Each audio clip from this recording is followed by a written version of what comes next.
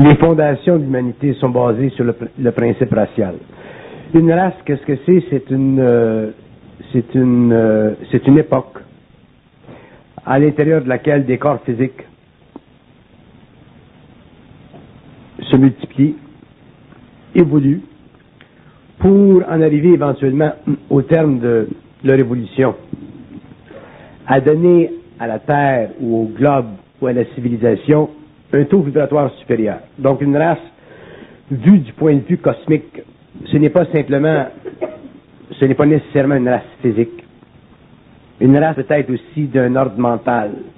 Pendant l'évolution, les races ont été physiques, parce que pendant l'évolution, la descente de l'âme sur la Terre nécessitait, en fonction du plan évolutif de la planète, des corps physiques différents. Donc, on a eu des races différentes.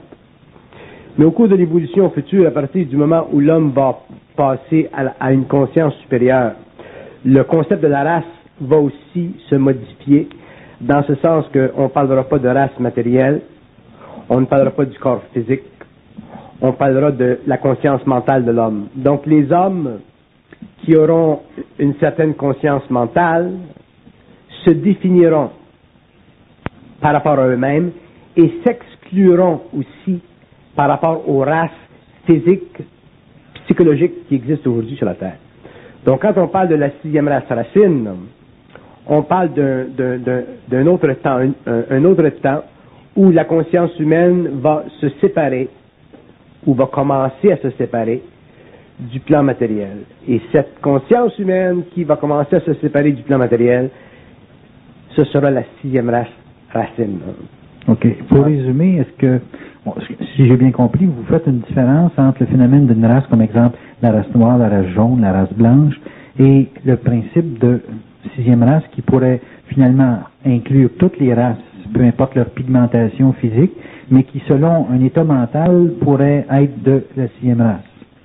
Ou bien s'il y a des particularités, style la 6e race convient strictement à, exemple, la race blanche ou la race jaune, je ne sais pas. Non, la 6e race est une race universelle. C'est une race universelle, oui. Indépendamment de la pigmentation physique. Indépendamment de la pigmentation physique. Et ce qui va permettre à cette race de s'établir sur le globe, ce sera par rapport à la capacité des hommes dans différents corps matériels de se libérer de leur corps matériel.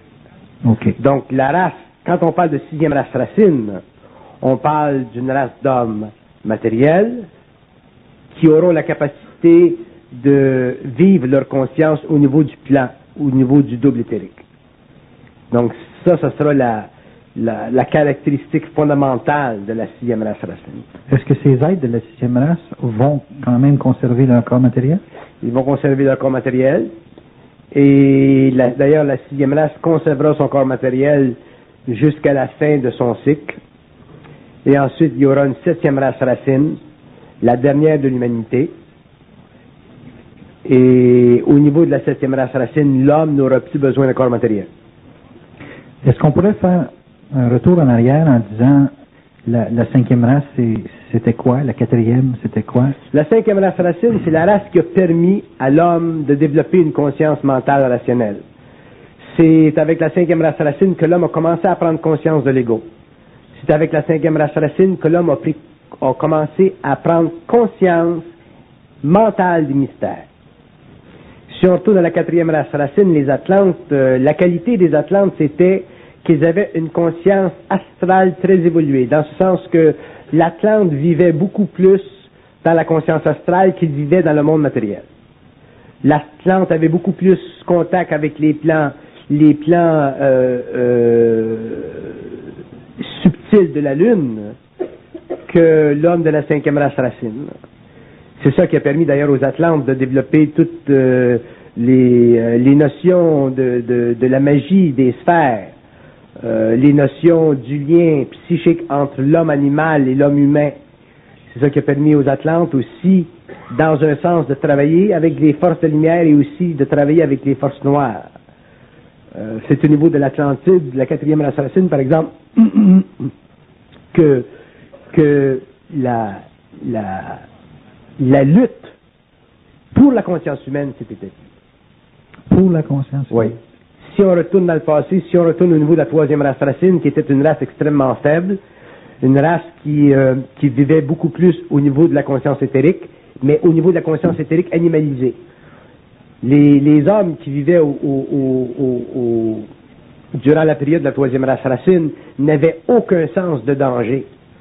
Donc, ils étaient en proie constante au danger extérieur, soit en fonction de ce qui se passait avec les éléments de la terre, ou en fonction de ce qui se passait au niveau de l'agression animale, ou en fonction de l'agression qui se passait au niveau des types d'êtres humains proto-historiques. Donc ces hommes-là n'avaient aucun système de défense, et à un certain moment, ils ont été obligés de s'éloigner de la terre pour poursuivre leur évolution. Par contre, les Atlantes, eux, on peut dire avec les Atlantes que ce sont les premiers hommes qui ont réussi à dompter et à travailler avec la nature. Vous dites que la troisième race a eu à s'éloigner de la Terre. C'est-à-dire qu'il y avait les moyens de s'éloigner de la Terre. Ils avaient les moyens de s'éloigner de la Terre parce que cette race-là travaillait avec les forces cosmiques. C'était une race qui était en dialogue constant avec l'invisible. La coupure, la rupture entre le cosmos et la Terre n'avait pas été faite. C'est au niveau de des Atlantes que la culture a été faite. C'est ça qu'on appelait Adam et Ève. Adam et Ève faisaient partie de la culture atlantéenne. Atlantéenne. Ouais.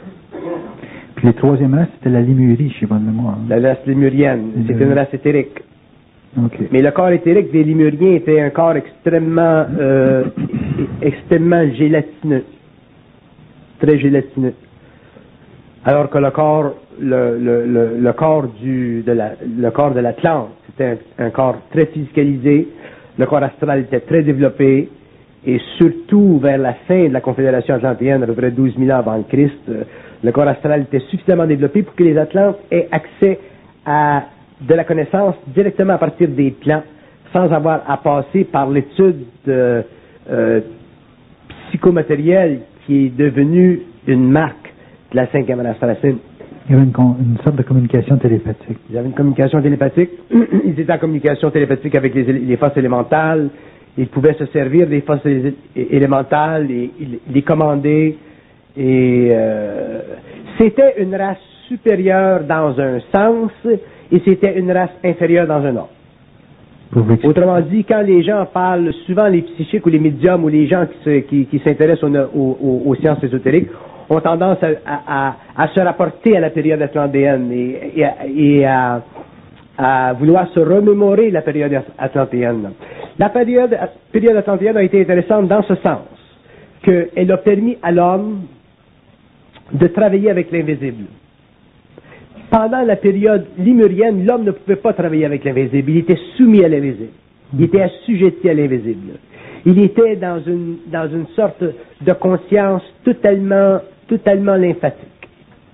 Alors que l'Atlante commençait à travailler à partir de lui-même, mais il n'avait pas de conscience mentale égoïque pour se servir de sa science et de rendre l'évolution de sa race à toute épreuve.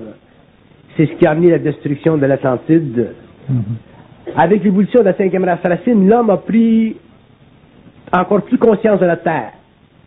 Le corps mental s'est développé, la fonction intelligente, rationnelle s'est développée, puis aujourd'hui, nous, les hommes, sur la planète, on est des sous-races de cette cinquième race racine. Le danger ou le problème de la cinquième race racine, c'est qu'elle a été obligée, pour comprendre son évolution, pour comprendre la vie, elle a été obligée de symboliser sa nature mentale. Et ça a été dangereux parce que ça l'a forcé le monde de l'âme de se lier avec l'homme à travers la symbologie, donc à travers les religions, et l'homme a perdu une conscience capable de s'instruire de lui-même. Parce que les religions, à cause de leur astralité, à cause de leur spiritualité, étaient trop puissantes en dogmes, étaient trop puissantes en notions magiques pour que l'individu, lui, puisse contrer les notions des religions. Donc, la cinquième race racine, on peut dire que la cinquième race racine a souffert dans un sens des religions et dans un autre sens, elle en a bénéficié. Alors, tout ça faisait partie de son évolution. Et à la fin de l'évolution de la cinquième race sarrasine, on est arrivé à des notions de la réalité matérielle beaucoup plus pragmatiques avec la science. Par contre, on a perdu les notions occultes de l'invisible. Donc, on est devenu extrêmement égocentrique. On est devenu tellement matérialiste, limité dans notre conscience qu'on a perdu même ce qui restait du contact original avec l'invisible que les Atlantes avaient développé, c'est-à-dire la grande intuition que l'on retrouvait par exemple chez les Égyptiens, les Grecs, les Romains, ainsi de suite.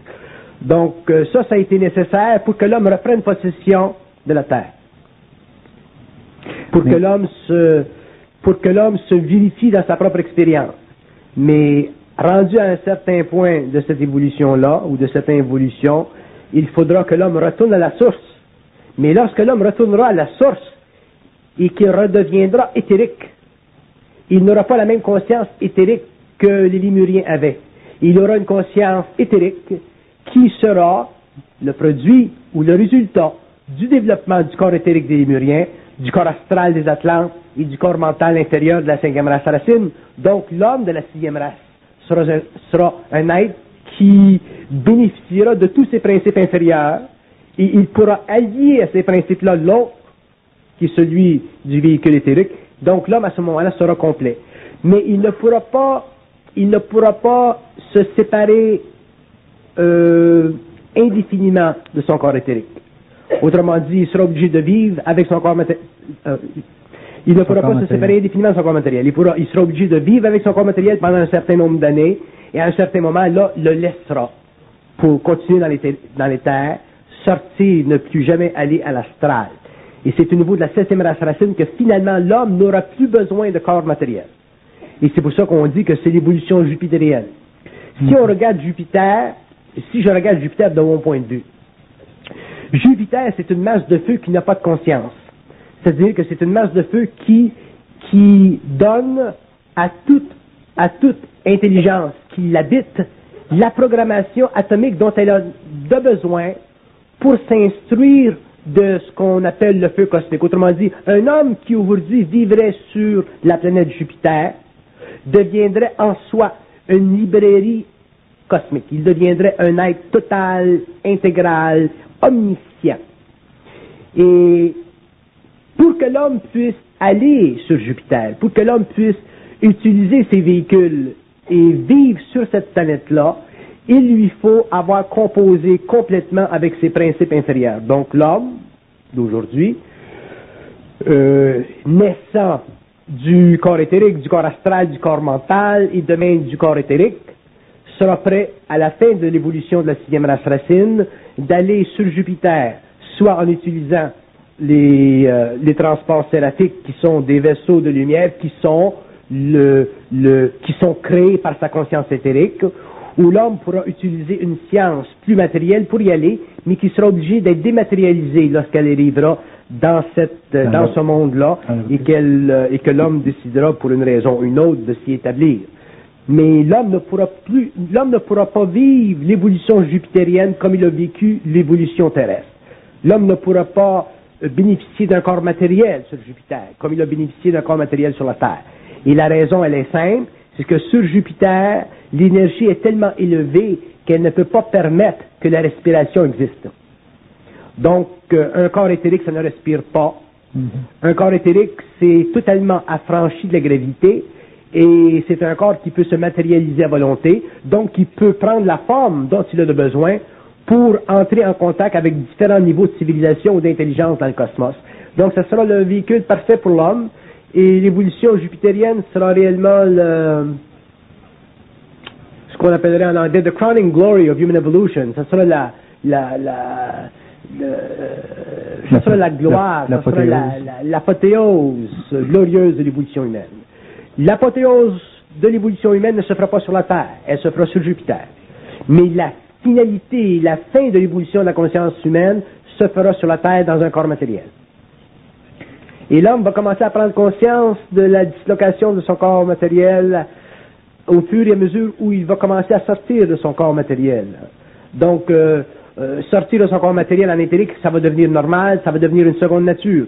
Mais pour que l'homme puisse sortir en éthérique et que ça devienne normal ou une seconde nature, et qu'il puisse se promener dans le monde normalement, et qu'il puisse identifier la matière comme il puisse identifier l'éther, il lui faudra avoir une conscience élevée en vibration, c'est-à-dire une conscience qui n'est plus égoïque. Une conscience réellement supramentale, c'est-à-dire une conscience qui sait, qui reconnaît de façon absolue et sans aucun doute que toute forme d'intelligence vient d'ailleurs.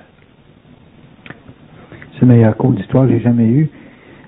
Une race, ça dure combien de temps dans notre temps, à nous? Ça dépend. Les races futures ne dureront pas aussi longtemps. La 6e race racine va durer à peu près 2500 ans. Les anciennes races duraient plus longtemps parce que l'évolution était très longue. L'ajustement des âmes avec le corps matériel n'était pas fixé. C'est réellement au cours de la 5e race racine que les âmes se sont fixées très bien dans le corps matériel. Au cours de l'évolution des Atlantes, les âmes avaient de la difficulté, surtout au début, de se fixer dans le corps matériel. C'est pour ça qu'il y avait beaucoup de mortalité. Donc aujourd'hui, l'homme vit, on sait que la longévité de la vie grandit constamment, parce que l'âme peut se fixer. Il y a moins de mortalité à la naissance. Les Atlantes avaient beaucoup de mortalité à la naissance. Et la raison pour laquelle l'âme ou les âmes avaient de la difficulté à se fixer dans le corps matériel, c'est parce que les âmes n'avaient pas suffisamment d'expérience n'avaient pas suffisamment d'expérience dans le passage de leur plan au plan matériel. Quand une âme passe du plan astral et s'en va vers le plan matériel, elle passe dans un corridor de temps. Ce corridor de temps-là, il a été, au cours de l'évolution de la 5e race racine, très étudié, très développé. Et aujourd'hui, les âmes passent dans le corridor de temps de façon très facile et elles ressortent ou elles retournent dans ce corridor de temps-là de façon très facile. C'est pour ça qu'il y a beaucoup moins aujourd'hui de phénomènes de poltergeist. Il y a beaucoup moins de phénomènes fantomatiques. Il y a beaucoup moins d'âmes qui se perdent entre l'astral et le plan matériel à la mort. Parce que le tunnel est très formé. Mais durant la période atlantéenne, le tunnel n'était pas encore réellement compris et il y a beaucoup d'âmes qui se perdaient là-dedans. Donc il y a eu beaucoup de mortalité infantile. Le corridor de temps dont vous parlez, est-ce que c'est le fameux tunnel que les gens, en tout cas dans les films, vont parler là, le tunnel, là. C'est celui-là. Là. Ouais. Et vous dites que c'est un corridor de temps. Ouais. Donc vous considérez que le temps est une matière qui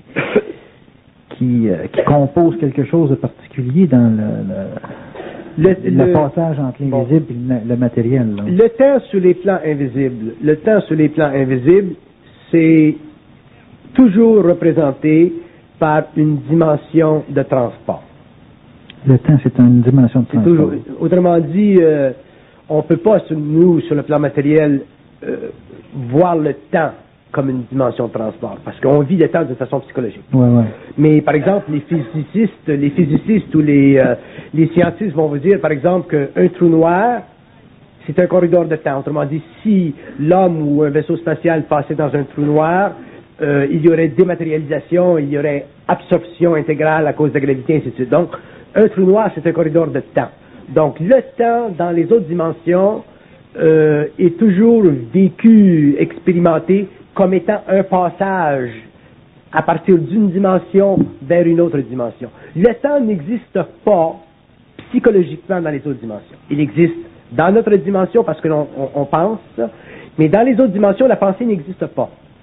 Est-ce que vous diriez que le temps que l'on vit, qu'on a de la difficulté à vivre, disons, psychologiquement dans certains cas, c'est un problème de passage à une autre vibration ou à un autre état de conscience? Le temps que l'on vit, oui, c'est très intéressant votre question. Le temps que l'on vit dans notre état psychologique, c'est l'empêchement que l'on vit sur le plan mental. Donc, c'est l'empêchement que l'on vit dans la connexion intégrale avec notre double, notre source. Donc, c'est l'absence chez l'homme de puissance mentale, de pouvoir mental ou de volonté créatrice. Donc, un être qui, dans la 6e race, sera conscient, va se véhiculer par des changements d'état de vibration. Il va se véhiculer à travers son corps éthérique, mais une fois qu'il sera sur le plan éthérique, à ce moment-là, il sera libre d'utiliser son mental, sa conscience mentale pour créer. Il ne pourra pas penser dans le sens que nous pensons. La pensée humaine sur la Terre, elle est totalement réfléchie. Et c'est elle qui donne à l'homme l'impression d'avoir un ego. L'homme, dans la mesure où il a l'impression d'avoir un ego, il se sent. Il se sent être. Par contre, il n'a pas accès à son être-té.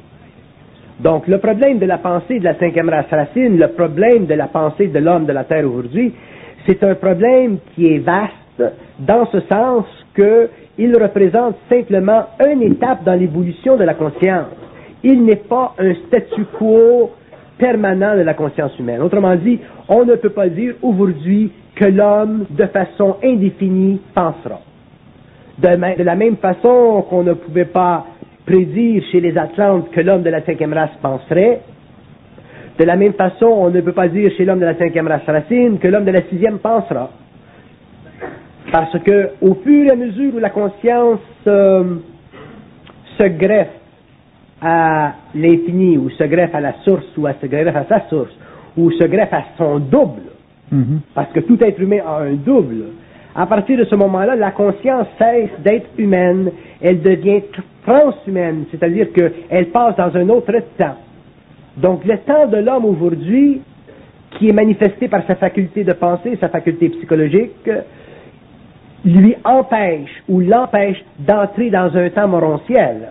C'est le fait que nous pensons que nous ne sommes pas capables de voir et de rentrer dans l'invisible. C'est le fait que nous pensons que nous ne sommes pas capables de comprendre, de contempler, de travailler, de pulser, de manipuler de façon infinie l'énergie. Parce que la pensée n'appartient pas à l'homme, mais lui croit qu'elle lui appartient. Et comme il croit qu'elle lui appartient et qu'en fait elle ne lui appartient pas, il se coupe naturellement de son grand territoire universel qui existe au-delà du gardien du seuil. Donc l'homme vit constamment à l'intérieur des limites cosmiques qui sont représentées par les mondes en deçà du gardien du seuil, et ces mondes-là sont des mondes astraux.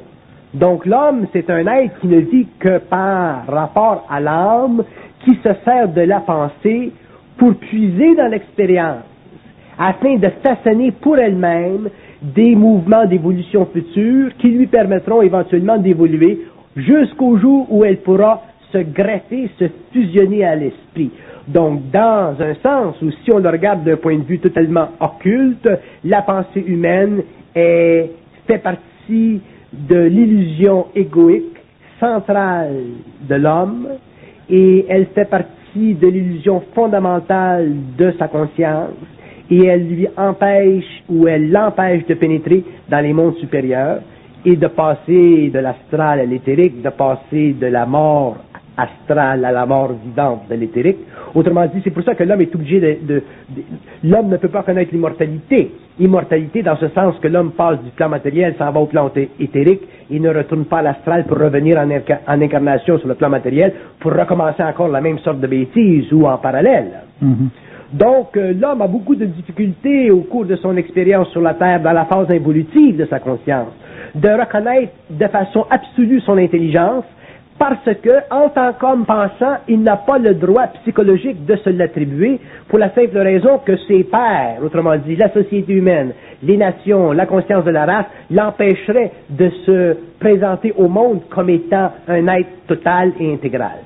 Donc, pour que l'homme puisse se présenter dans le monde de façon intégrale, totale, il est obligé de le faire d'abord par rapport à sa source, et une fois fait par rapport à sa source, il n'est plus intéressé à le faire dans le monde, parce que déjà, le point d'intérêt de sa science ou de sa conscience a été déplacé vers le plan éthérique, il n'est plus centré ou ne fait plus partie des exigences du plan astral, autrement dit du plan de l'âme.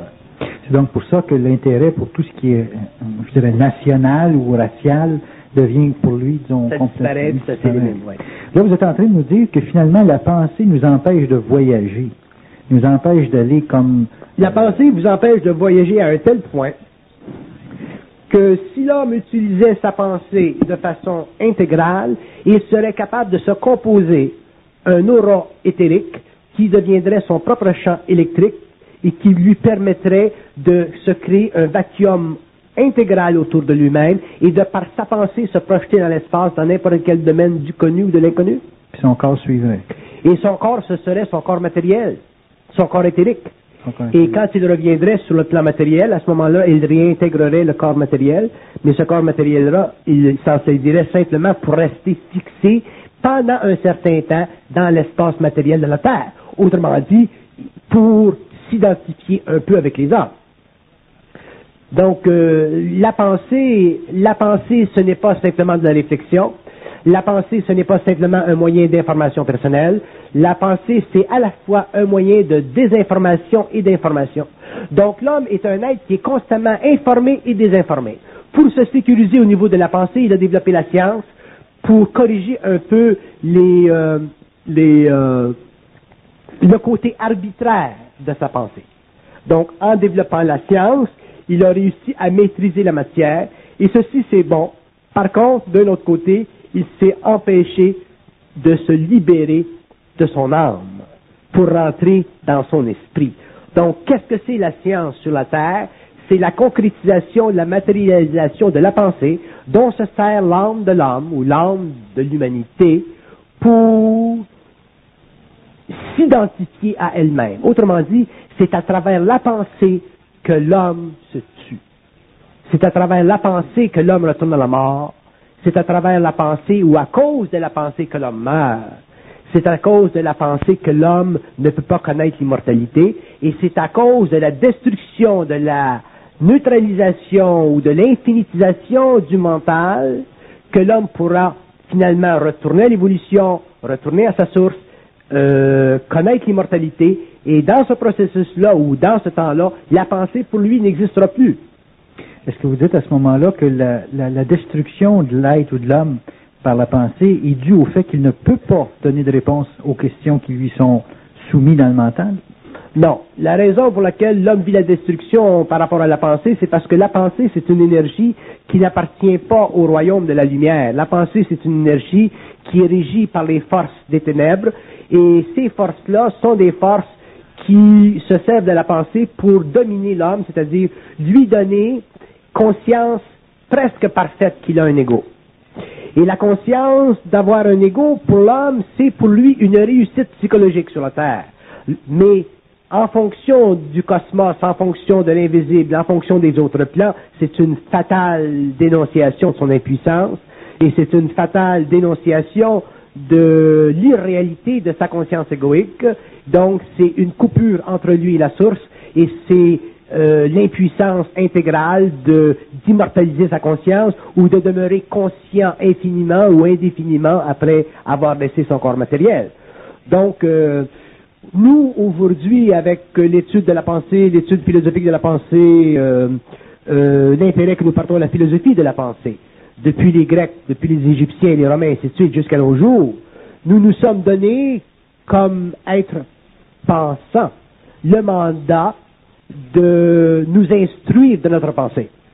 Et lorsque nous nous instruisons de notre pensée, nous nous instruisons constamment d'énergies qui viennent du plan astral. Donc, nous nous instruisons constamment d'énergies qui sont karmiques. Donc, nous nous amenons petit à petit, d'une façon ou d'une autre, et à mourir et à revenir. Et un jour, l'homme devra cesser ce mouvement, ce jeu qui fait partie de l'involution, et il cessera ce jeu lorsqu'il aura une certaine conscience. C'est pour ça que qu'est-ce qui se passe dans le monde, ou quel que soit ce qui se passe dans le monde, ou dans l'avenir prochain, c'est sans importance pour l'évolution de l'homme.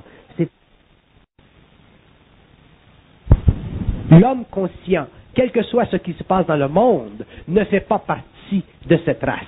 Donc, il ne fait pas partie de cette conscience, il ne fait pas partie de ce karma. Donc, si vous me demandez quelle sécurité l'homme conscient a-t-il par rapport à des événements qui, dans un avenir plus ou moins proche, pourraient être réellement terrifiants aux yeux de l'homme, la seule sécurité que l'homme aura, c'est la certitude de savoir qu'il n'a aucun doute. Si vous me demandez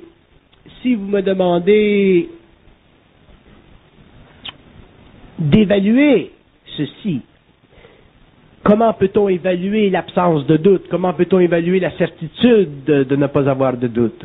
Comment peut-on évaluer la certitude d'être? Comment peut-on évaluer la certitude d'être ou la certitude de la fusion? Je vous répondrai que la certitude de la fusion est dans la fusion elle-même. Dans la conscience d'être...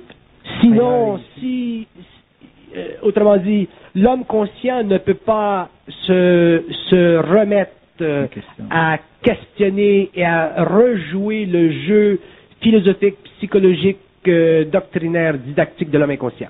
Donc, la preuve pour l'homme conscient, c'est une preuve personnelle à lui seul. Elle fait partie du secret de sa fusion et l'homme extérieur, le monde, la conscience de la race, la mémoire de la race, les opinions mondiaux ou des autorités n'ont aucun pouvoir sur cette capacité monolithique de ne pouvoir se diviser en deux, c'est-à-dire entre lumière et ténèbres. L'homme est obligé de ne vivre que dans une perspective infinie, c'est-à-dire dans une capacité intégrale de savoir que ce qu'il sait, c'est ça pour lui. Donc ça, c'est très important, parce que pendant l'évolution, lorsque l'homme a su ou lorsque l'homme a cru savoir, pendant l'évolution, lorsque l'homme a perçu ou lorsque l'homme a voulu percevoir, il a voulu influencer son frère, il a voulu influencer le monde, il a voulu créer des sectes, des organisations, des religions, ainsi de suite, ainsi de suite, et l'homme nouveau ne pourra pas faire ça. C'est que l'homme ancien se mesurait dans ses réalisations. Il se mesurait dans ses réalisations par rapport au succès social de l'expansion de son intuition, alors que l'homme nouveau ne se mesurera que dans la capacité intégrale de supporter l'absence absolue de doute. Donc ce sera un œuvre totale, ce sera un œuvre personnelle, ce sera un œuvre qui transcendra toutes les initiations astrales de l'évolution, et c'est ça qui permettra à l'homme d'entrer dans le secret de cette fusion, d'entrer dans le savoir, et à partir de ce moment-là, de faire dans le monde ou sur d'autres plans ce qu'il a à faire en fonction de sa vibration. Vous êtes en train de dire que cet être-là qui est fusionné n'a finalement aucune mission. Non, il n'a aucune mission. Il est simplement... Avoir une mission, c'est se donner une mission. Avoir une mission, c'est se donner une mission. C'est-à-dire que quand on pense mission, mission, c'est se donner une mission. On se projette dans quelque chose. Oui, ça fait partie de l'expérience de l'âme. C'est de l'âme. Oui. Ça peut être une très grande mission, ça peut être une très belle mission, mais c'est un karma tout de même. OK. Alors que l'être qui est fusionné, lui, ou qui est dans un processus de conscience, se débarrasse de la mission. Il ne peut pas vivre de mission. Un être conscient ne peut pas vivre de mission pour 5 raisons. Premièrement, parce qu'il n'est pas intéressé à faire quoi que ce soit qui lui apporte de la souffrance. Donc c'est évident qu'un homme qui se placerait dans le monde aujourd'hui dans une perspective de mission souffrirait.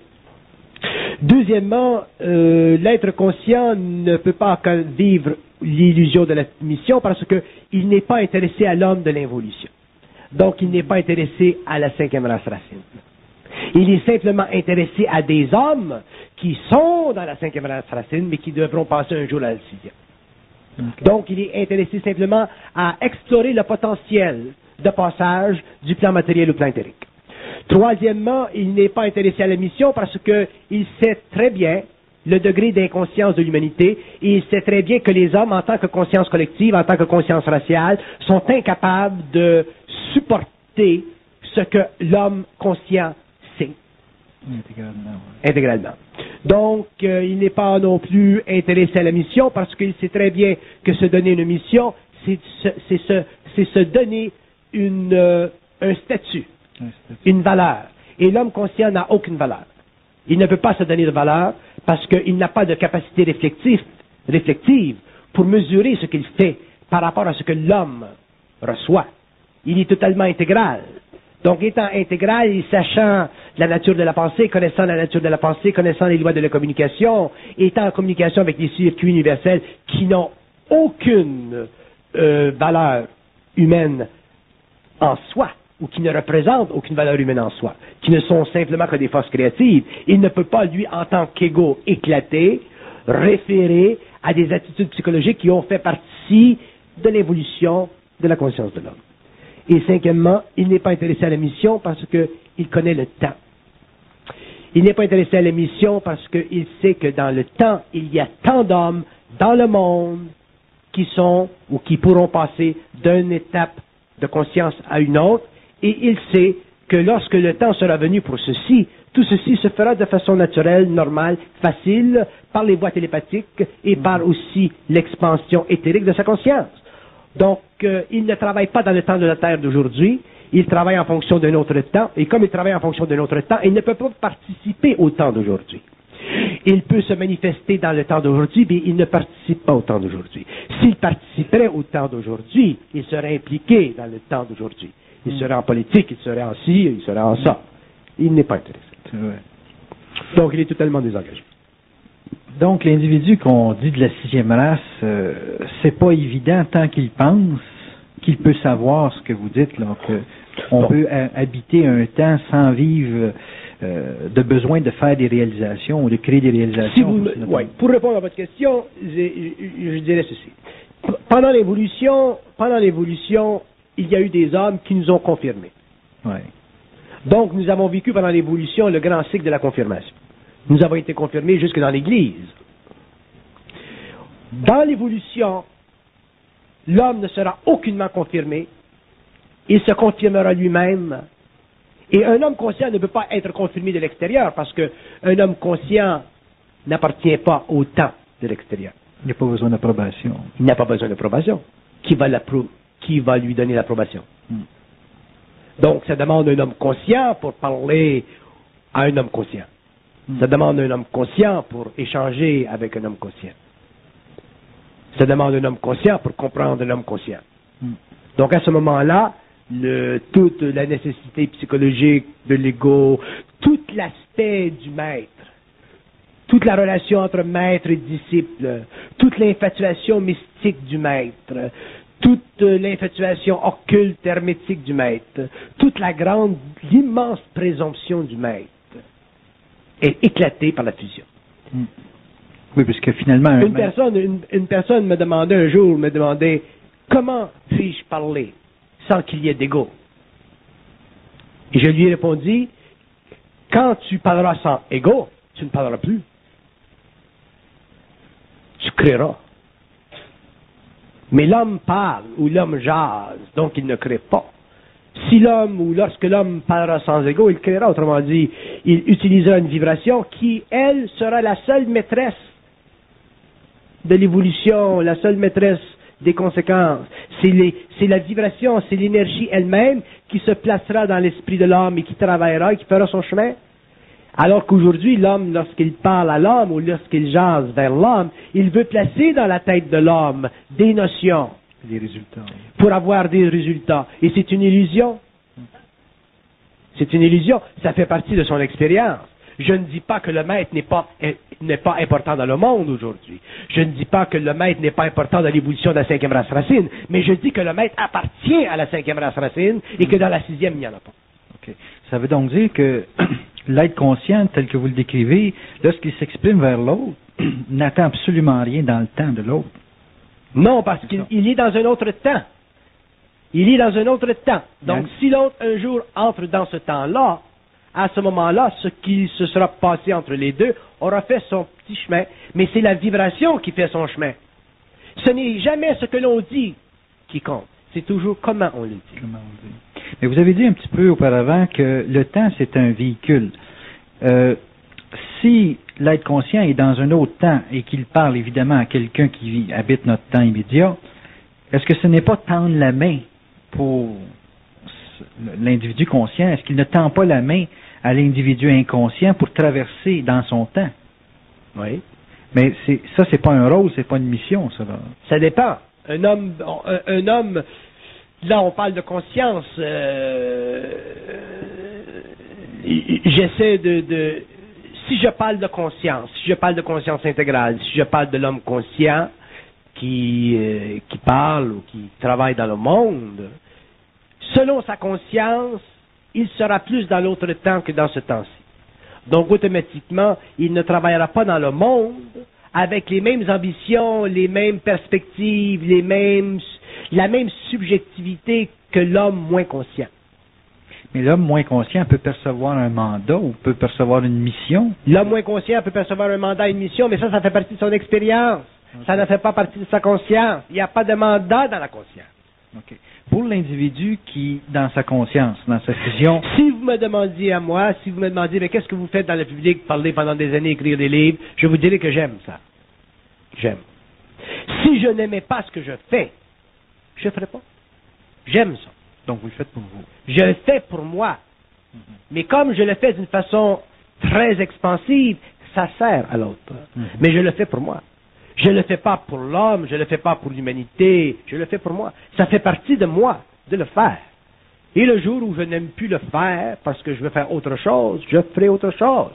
Mais je l'aurai fait pour moi. Puis ça faire comme vous parlez, comme vous vivez, là, faire pour vous quelque chose, ce n'est pas de l'égocentricité. Faire pour moi, ça veut dire aimer totalement ce que je fais. Donc j'aime totalement ce que je fais. Si, sans aucune recherche de mesure vers l'extérieur. Non, parce que ce que je fais, je le fais de façon parfaite. Donc je n'ai pas de mesure et c'est la mesure. Et c'est cette mesure qui fait que je le fais, que je continue à le faire et que j'ai la force et l'énergie pour continuer à le faire parce que ça devient très facile de le faire. Alors que l'égocentrique, lui, il le fait pour lui, mais il veut avoir une mesure à l'extérieur. C'est ça, nuance? Si l'homme était égocentrique, il le ferait pour lui, mais il le ferait aussi par rapport à l'extérieur, toujours en fonction d'avoir une mesure de réflexion de la qualité de ce qu'il fait. Okay. Parce que l'homme, et ça c'est normal, parce que l'homme a besoin d'un feedback, l'homme a besoin d'être élevé, l'homme a besoin, même si c'est un grand maître, il a besoin de savoir que ses disciples le supportent dans son mouvement. Donc c'est normal, c'est naturel. Mais je dis que dans l'évolution de la conscience de l'homme, éventuellement, l'être conscient sera totalement centrique. D'ailleurs, la centricité totale de la conscience supramentale, ce sera tellement une grande réalité qu'il viendra un point sur la Terre où l'homme conscient ne sera même plus intéressé à vivre dans son corps matériel. Ça va loin. L'ultime centricité, c'est la destruction intégrale, totale, du besoin de vivre dans un corps matériel. Mais pour avoir une ultime centricité, autrement dit, pour pouvoir supporter de ne plus vivre dans un corps matériel, il faut avoir la certitude de passer dans un autre temps. Ou il faut avoir la certitude de savoir qu'on peut passer dans un autre temps lorsque l'on fait la décision, ainsi de suite. J'étais pour dire, psychologiquement, c'est même jusqu'au le besoin de ne plus vouloir être aimé pour être retenu sur le plan matériel. Exactement. Mais la question qui me vient, c'est plusieurs personnes conscientes, parce que j'aime ça voir le futur de la chose, plusieurs personnes conscientes qui se réunissent ensemble pour créer quelque chose, sont finalement des gens qui ne vivent que pour eux-mêmes. C'est totalement... toutes les gestes qu'ils posent entre eux. S'ils ne vivent pas pour eux-mêmes, par rapport à eux-mêmes, mais de façon harmonieuse pour que les autres autour d'eux en bénéficient. À ce moment-là, c'est un manque de conscience. Un être conscient, s'il ne fait pas par rapport à lui-même, il le fait pour les autres, il perd de l'énergie. S'il est conscient qu'il le fait par rapport à lui-même, pour lui-même, en fonction de ses énergies, de ses besoins, mais de façon créative, automatiquement, il s'harmonise avec l'extérieur. Donc l'ordre se crée, par naturellement. Elle n'est pas stratégiquement programmable. C'est ça, exactement. Est-ce que c'est ça qui donne la liberté à un individu conscient, de savoir qu'il existe un ordre? C'est ça qui permet à l'individu conscient de savoir qu'il existe un ordre, parce que l'ordre qui existe, c'est l'ordre qu'il se crée. Mais il faut qu'il le crée, cet ordre-là, et ce n'est pas facile, parce que pour créer cet ordre-là, il faut sortir ou briser l'ancien ordre, qui était une forme mécanique d'ordre, de désordre. Le nouvel ordre, si on élimine l'aspect mécanique qui doit revenir à un moment donné, non. Ça devient un nouvel ordre là qui. Il est totalement. Ce qui est spécial, le nouvel ordre. Il est totalement fluide. Pourriez-vous nous donner un petit peu un avant-goût de cette espèce de nouvel ordre qui n'est pas mécanique? Parce que quand c'est mécanique, ça suit, je dirais, quasiment un agenda. Bon, je vous parle plus. La conférence. C'est très bien.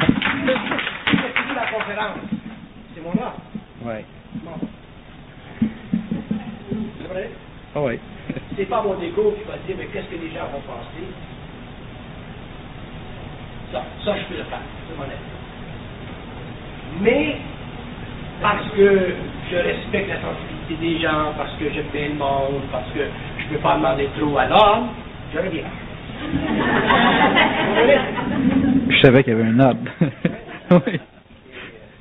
Si c'était il y a quelques années, je serais parti. Oui. Parce que dans ce temps-là, j'aimais brasser. Mais aujourd'hui, je vais faire ça. J'aime pas ça. Mais vous comprenez? C'est ça l'art. Donc, l'homme conscient crée son art. Bon, moi, je m'en vais.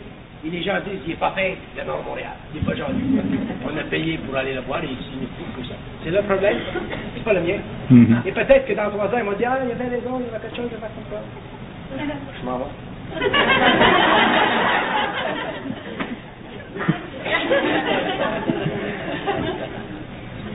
Mais je reviens parce que j'ai plus de plaisir à revenir qu'à partir.